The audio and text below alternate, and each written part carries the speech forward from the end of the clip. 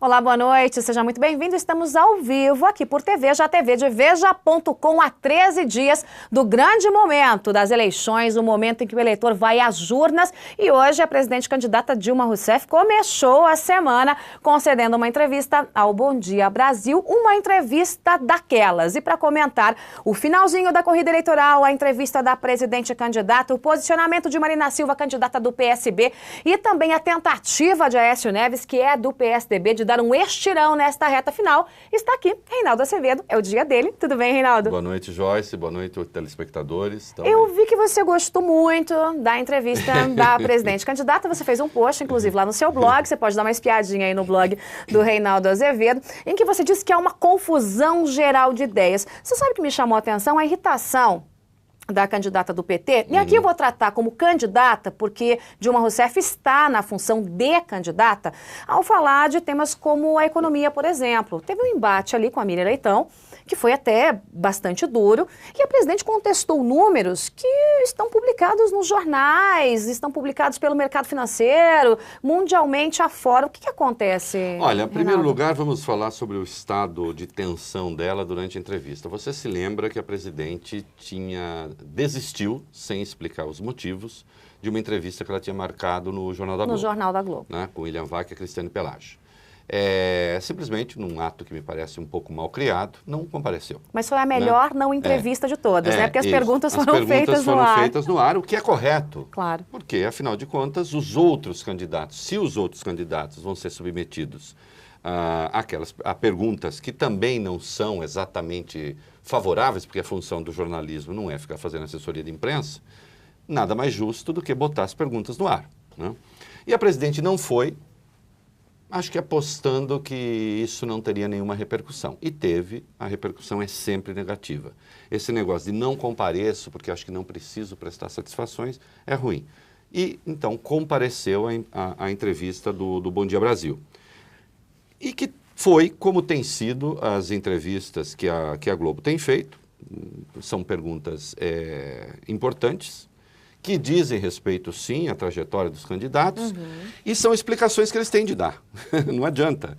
Mas já falei não sei quando. Não falou não sei quando, mas se pergunta de novo, muito provavelmente não está claro o bastante, né? Então, a presidente estava tensa porque visivelmente contrariada. Ela não queria estar ali.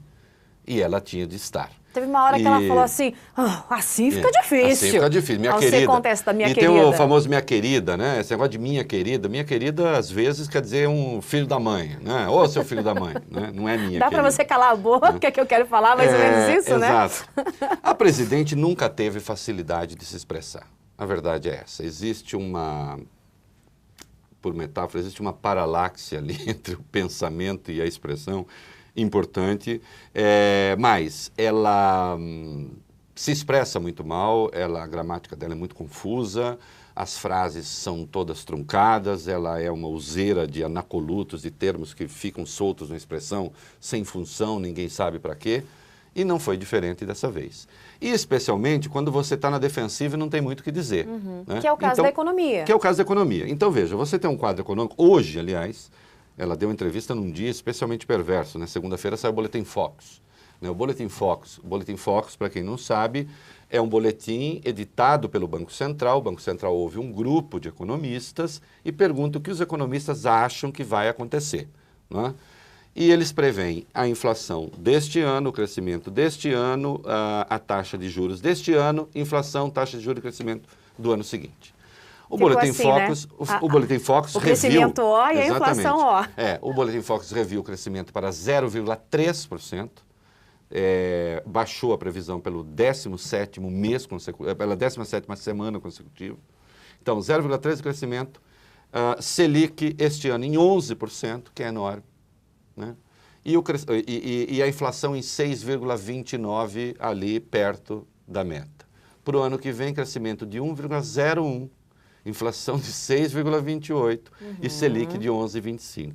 Então, juros estratosféricos, crescimento não é medíocre, porque medíocre quer dizer médio, não é medíocre, crescimento pífio e inflação alta. Acabou, quer dizer, o quadro está aí. É a pior combinação possível. O que a presidente tem a dizer? Ela rigorosamente não tem a dizer nada. E aí se atrapalhou toda na resposta, tentando atribuir a conjuntura internacional. Curiosamente, a conjuntura internacional também existe para outros, existe para os outros países do BRIC, todos eles situação melhor do que o Brasil. Existe para os outros países da América Latina, todos eles, exceção feita, a Venezuela e a Argentina, melhores do que o Brasil. Então, como é que faz? E aí, ao tratar dos juros nos Estados Unidos e do crescimento dos Estados Unidos, aí ela me solta lá batatada afirmando que há deflação nos Estados Unidos. A deflação, para quem não sabe, é uma queda generalizada de preços, né? O que também não é bom, porque indica que as pessoas não estão comprando e que a economia pode estar entrando ali num ritmo perigoso, de baixo crescimento, de baixa expansão. Não há deflação nos Estados Unidos. Há uma inflação na casa dos 2%, que está dentro da meta deles, né? E os Estados Unidos crescendo mais do que o Brasil. Agora, com uma isso economia pode ser uma que tem o tamanho que estratégia tem. ou é só desinformação? Porque não é possível uma É coisa atrapalhação, dessa. é um pouco de desinformação, é um pouco de atrapalhação. E é típico de quem está um pouco acuado. Um pouco não, está bastante acuada pelos fatos. Ela não tem o... A Dilma tem uma situação muito difícil que consiste no seguinte. Ela está no poder. Ela detém os instrumentos do poder. Portanto, se há algo que o poder possa fazer, né? Poder e possa, né? Se há algo possível, que faça. O problema é que fazer como? Nós temos a situação inédita de ter, pela primeira vez na história, um ex-ministro da Fazenda no cargo. E um Banco Central fragilizado. Isso nunca aconteceu. Né? Porque quando ela diz que o Banco Central não se manda... Um Banco Central que também ali fragilizado. Há coisas que ela até tentou dizer. Eu sempre lamento, porque o debate anda tão burro, tão pobre, tão tomado por terrorismo e essa coisa toda. Então ela disse uma coisa que é correta e que acabou passando no meio das incorreções todas. O Fed, o Banco Central americano, de fato, é diferente do nosso Banco Central. O nosso Banco Central é apenas uma autoridade monetária. O Fed americano, ele é na prática uma espécie de ministro da Fazenda. Por quê? O Fed tem de ver crescimento, tem de ver emprego e tem de ver inflação. Então, quando ele arbitra a taxa de juros, ele arbitra de olho nessas coisas todas. O nosso Banco Central, ele vê basicamente basicamente questão monetária. Essa restrição faz sentido? É correta essa avaliação dela? É correta. Só que isso quer dizer o quê? Aí você perde a noção de conjunto. Como ela não tem conjunto, então, muito bem, ela quis dizer isto para afirmar o seguinte, olha, então não pode haver uma independência absoluta de tudo com um Banco Central que só cuidasse de taxa de juros. Bom, se num dado momento, então, o Banco Central enlouquecesse por alguma razão e resolvesse dar um choque de juros que quebrasse o país, eu estou falando por hipótese. Bom, ele é autônomo, ele faz o que quer. Não, ele tem de fazer isso vis-à-vis dois outros indicadores, crescimento e emprego, no caso dos Estados Unidos. Então, bom, se for o caso, que se refaça o debate, então, da função do Banco Central no Brasil. Eu não tenho nada contra que o Banco Central no Brasil, então, pense também inflação, crescimento e juro. Que pense esse trio, não é? E que tenha autonomia. Mas aí o debate fica obscuro, aí fica uma grande confusão, aí ela não sabe nada, aí ela se atrapalhou mais adiante, foi falar de PNAD e disse, não, porque o PNAD não vê desemprego, vê, então ela também não sabe. E também ela tentou minimizar o erro crasso, mais um PNAD. Na verdade, assim, isso um erro que até agora até agora não engoli a revisão. A gente não pode dizer que houve uma ingerência, né? Ou uma interferência, mas que parece, cá entre nós, olha, porque foi uma correção boa para o governo. Foi. E uma exposição do IBGE, que só dá para voltar a confiar no IBGE se houver uma auditoria externa, porque quem que vai confiar? E foi uma correção boa para o governo e foi verossímil, porque 2 ou 3 coisinhas eles pioraram. Então, a questão do trabalho infantil deu uma pioradinha, uma outra coisa lá deu uma pioradinha, acho que mercado de trabalho, mas melhoraram substancialmente em relação ao que estava. Tem que abrir as contas do IBGE. O que me incomoda nessa história do IBGE é o seguinte, coçar o olho na frente do vídeo é o que se chama excesso de descontração. Você pode. Veja só, o que me incomoda nessa história do IBGE é o seguinte, para quem conhece como funciona, eles fazem um longo trabalho de coleta de dados, depois há um longo trabalho de checagem, Há um trabalho de, como eu vou chamar, de contra-checagem, quer dizer, uma espécie de prova dos 9, para ver se os dados são coincidentes. Então você tem ali um encontro de números para ver se tudo se forma um todo harmônico. Aí você faz isso durante meses a fio e em menos de 24 horas se descobre um erro dessa dimensão. Estranho né? E aí o mordomo que vai pagar a conta, que né? medida, E não se falou na ministra isso. Miriam Belchior, a não ser aqui em Veja. Mas ali, veja, de qualquer modo, a ministra Miriam Belchior, veja só, se há um erro mesmo do IBGE, a Miriam não pode responder por isso, porque aí seria responsabilização objetiva, né? Porque está subordinado ao planejamento, porque o IBGE, até onde se sabe, o IBGE tem autonomia para fazer seu trabalho. Até onde a questão é saber, não tem mais autonomia? Uhum. E, portanto, o erro é aquele mesmo? De qualquer modo, você tem aí uma degeneração de uma instituição que já foi muito respeitada. Né? Ainda nessa entrevista... Mais uma. Ainda nessa entrevista mais cedo, né, da presidente candidata Dilma Rousseff, ela foi questionada sobre as inverdades, ou o nome que se dá isso é mentira, que têm sido propagadas durante a campanha eleitoral envolvendo Marina Silva.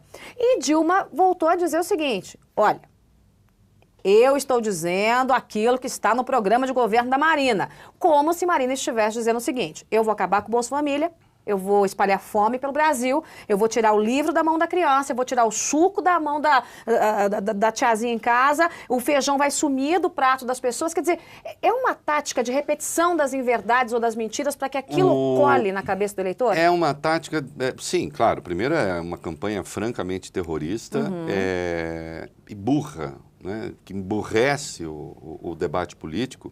Eu mesmo disse aqui, se vocês pegarem o primeiro programa de que eu participei, que sim, a Marina tem que dar explicações. Ela disse que quer diminuir o peso dos bancos públicos nos investimentos.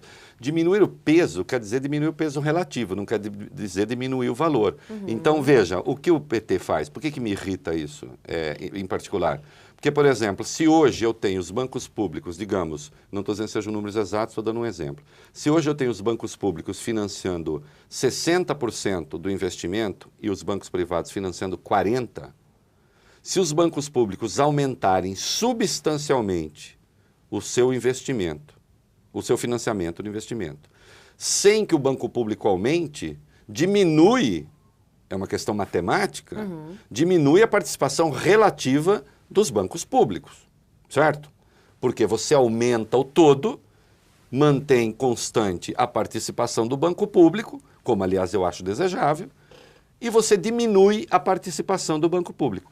Diminuir, portanto, a participação do banco público não quer dizer diminuir os o financiamento dos bancos públicos. Quando o PT faz isso, o PT emburrece o debate, porque é uma mentira, porque não foi isso que a outra disse, né? Mas se acabar com o pré-sal, vai tirar 1,3 trilhão da educação. Primeiro, quem disse que quer acabar com o pré-sal? Uma coisa é você dizer, olha, vocês soltaram um programa de 200 páginas e trataram do pré-sal em 3 linhas. Eu acho razoável você cobrar isso. Não vejo nada demais em cobrar isso. Escuta, o que vocês querem por pré-sal? Vamos debater aqui. Nós queremos isso, isso, isso. Vocês querem o quê? E aí deixa... Agora, atribuir ao outro a intenção de acabar com o pré-sal e que, portanto, isso implicará uma perda de 1,3 trilhão da educação, não é? E que sem esse dinheiro da educação, então, o país vai à bancarrota. Colapso. Olha, e aí se você vai de colapso em colapso, a gente chega à volta do canibalismo. Quer dizer, tudo isso é vigarista do ponto de vista político, do ponto de vista intelectual, do ponto de vista moral. Isso é detestável, porque em vez de fazer o debate, você faz o não debate, você faz só um trabalho de desqualificação do outro. Mas isso não é diferente do que eles vinham fazendo e fizeram vida fora com todo mundo. Eles transformaram... É uma máquina de destruir reputações, é isso, né? Eles transformaram o governo do Fernando Henrique em herança maldita, calcule, né? O governo que fez o Plano Real, qualquer que fosse o desdobramento depois, poderia ter sido muito pior do que esse, não poderia ser herança maldita. Né? Herança maldita teria sido a deles se o plano real não tivesse sido feito, se eles tivessem triunfado. Lutaram contra o real, contra a lei de responsabilidade fiscal, tudo aquilo que a gente sabe. Agora, Marina Silva tem dito que não vai entrar de jeito nenhum nessa coisa do pescoço para baixo, tudo é canela, e nessa briga com a presidente Dilma, mas ela tem aprendido a dar o troco de um jeito diferente. Quero que você acompanhe comigo um trechinho de um vídeo do finalzinho da semana passada. Coloca no ar, por favor, em que Marina Silva faz um comparativo entre ela e a presidente Dilma, e você vai ver comigo. Contra o Carapanã. E já sabe quem é o Carapanã? Sou eu. Quem é o Mangangá? Até parece, o Mangangá é fortinho. Eu magrinha. Então, veja bem. Foi malvadinha aí a Marina Silva sugerindo que a presidente Dilma está fora ali do peso. O Carapanã é uma mosquinha magrinha, né? O Mangangá já é uma vespona, assim, parruda. Aqui no meu interior a gente chama de mangangaba.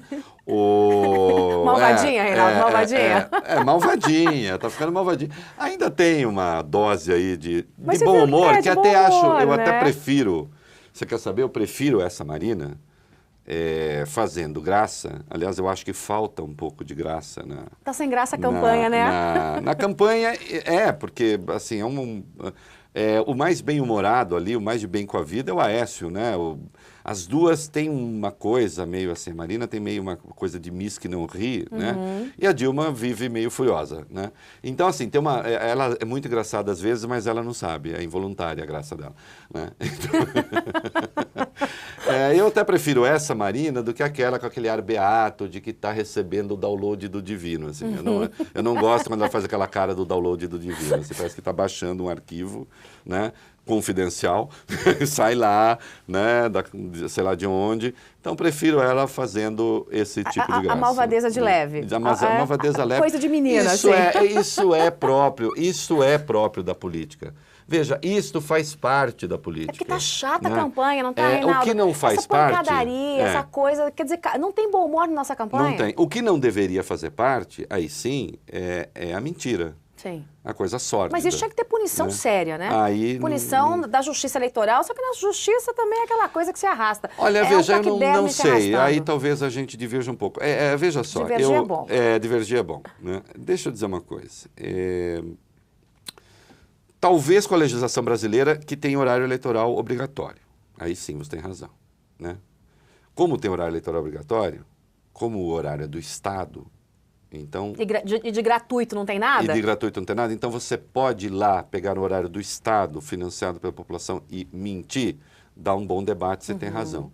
Eu, evidentemente, sou favorável a um outro modelo, que é o modelo americano. Primeiro, não tem horário eleitoral gratuito.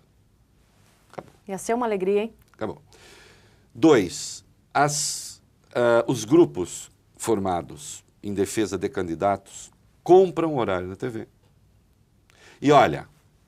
Como diz você, do pescoço para baixo tudo é canela, às vezes.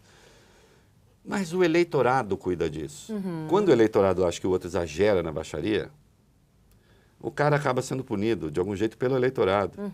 E aí você tem uma guerra, o outro vai, fala, o outro vem e diz, não é... Bom, tentaram o negócio lá do Obama, nem americano ele não nasceu nos Estados Unidos. Não funcionou. Não sei o que não funcionou. Então... É muito dura a campanha. A campanha pode ser muito dura. O que eu acho lamentável é a gente ter esse horário eleitoral em lei. E tão desproporcional. Acaba sendo desproporcional, porque algum critério tem de ter. Né? Você não pode dar igualmente o horário eleitoral. Você não pode ter aquele sujeito cujo nome não direi, para depois eu não pedir direito de resposta, com aquela carinha, com aquele bigodinho e com aquelas ideias estúpidas que estão dentro daquela cabecinha. Você não pode ter, e não é tão inha, você não pode ter esse sujeito com o mesmo tempo da Dilma, do Aécio e da Marina, porque ele efetivamente não representa ninguém. E muitas dessas candidaturas também, a gente sabe, são laranjas. Uma laranja algum critério há de haver. Acaba sendo o critério da eleição. Só que o critério da eleição perpetua o passado, ele não tem a ver com o presente, ele tenta perpetuar o passado com base no que houve, não no que há. Então, o melhor caminho qual é? Acaba com o horário eleitoral gratuito. Acaba. Nosso tempo está quase acabando, mas eu quero falar com você sobre reportagem de Veja desse fim de semana. Para você que não viu, eu vou tentar mostrar para você aqui a revista A Arte de Roubar os Pobres. Dá tempo ainda de você ler essa reportagem e vale a pena. Esta reportagem é sensacional, porque mostra como é que funciona um esquema para tirar, aí sim, da boca do pobre e deixá-lo mais pobre, né? Para fazer um curral eleitoral com base em dinheiro público que é roubado, e a palavra é roubado, por ONGs, e esse dinheiro chega no bolso de nomes públicos. E esse escândalo aconteceu na Bahia. Já uma investigação te surpreendeu de alguma forma? Não, ou absolutamente não. O modus não. operandi, como se diz na polícia? Não, absolutamente não. O modus operandi é o modus operandi petista. Então, basicamente, leiam a reportagem, mas para quem não sabe, é o seguinte.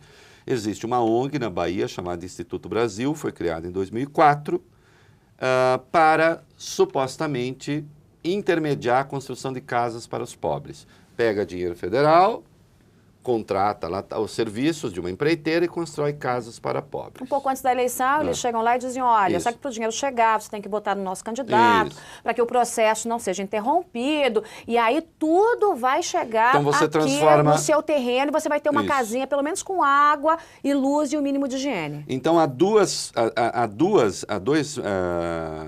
perversões aí. A primeira é essa que a Joyce está dizendo, então, olha, você para ter sua casa, você tem que votar no candidato X. No caso, candidatos do PT. E há uma segunda. Eles pegavam para fazer 1.000 e tantas casas, faziam metade, ou sei lá quanto. E o resto embolsava. E pegavam dinheiro. Então, só num convênio de 17,9 milhões, foram desviados comprovadamente 6 milhões. E agora, a moça que cuidava disso, como é que é o nome dela mesmo? Sally, né? Dalva Selle. Dalva Selle. A Dalva Selle, que era presidente da ONG, ela disse, sim, eu cuidei, presidi a ONG por 6 anos e desviei, sim, dinheiro para os petistas. Ela fala, inclusive, do governador Jacques Wagner, segundo dizendo ela, 50 o seguinte, milhões. Que ele era responsável por conseguir notas frias que camuflavam caçadores não do Instituto. Exatamente ele diretamente, mas uma atual secretária diretoria-geral dele. da secretaria dele. Uma secretária dele, e aí cabe a pergunta, evidentemente, se tem uma secretária dele que arruma as notas frias, como é que ele não saberia? E o Afonso Florencio, hein? Ex-ministro do Desenvolvimento Agrário, ela fala que levava sacolas de 20 a 50 mil com frequência até ele. Quer dizer, dinheiro vivo. O Pellegrino, que é o deputado federal da Bahia, está envolvido, segundo ela. O presidente da Embratur, o Vicente José de Lima Neto. Né? Já deu formação de quadrilha aí, né? Nelson São mais Pellegrino, de 3 o Rui Costa, que é o Rui Costa, que é o atual candidato do PT ao governo da Bahia, também receberia. E veja, o que eu acho impressionante nessa senhora é que ela está admitindo crimes. E ela não tem delação premiada, não tem nada. Ela está dizendo, sim, pratiquei crimes. Ela não está tirando o corpo fora, não. Ela só está dizendo o seguinte, eu não quero cair sozinha.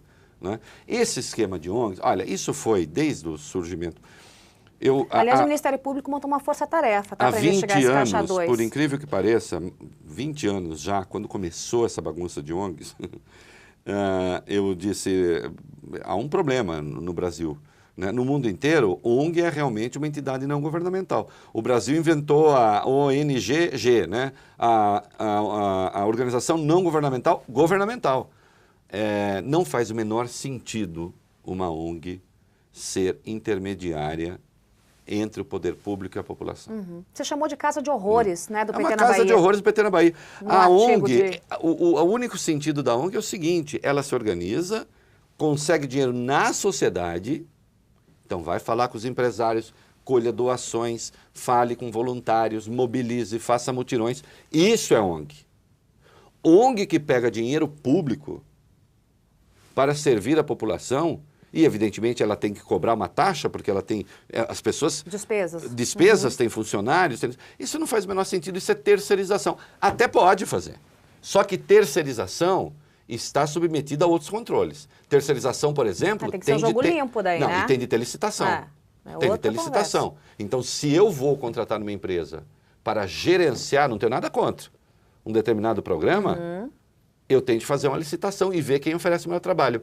As ONGs acabaram sendo uma forma de terceirização, dispensando licitação. Aí acontece o quê? Os partidos criam as suas próprias ONGs, as ONGs viram instrumentos do partido e viram uma forma de se apropriar do dinheiro público descarado. A gente tem isso agora. Lembrem-se das ONGs ligadas ao esporte no Ministério do Esporte do PCdoB. Ah, é um privilégio só do PT? Não. Agora, o PT consegue fazer isso com mais competência e desenvoltura do que os outros, porque, afinal de contas, é o maior partido do país e é o partido que, de algum modo, nasceu junto com o surgimento das ONGs no Brasil. Nosso tempo já acabou, mas eu quero uma avaliação. Que pena. A gente tem que fazer um programa aqui de 2 horas. Eu quero uma avaliação geral aí desses últimos 13 dias de campanha. O que se espera, Reinaldo? E o Aécio, nessa corrida eleitoral?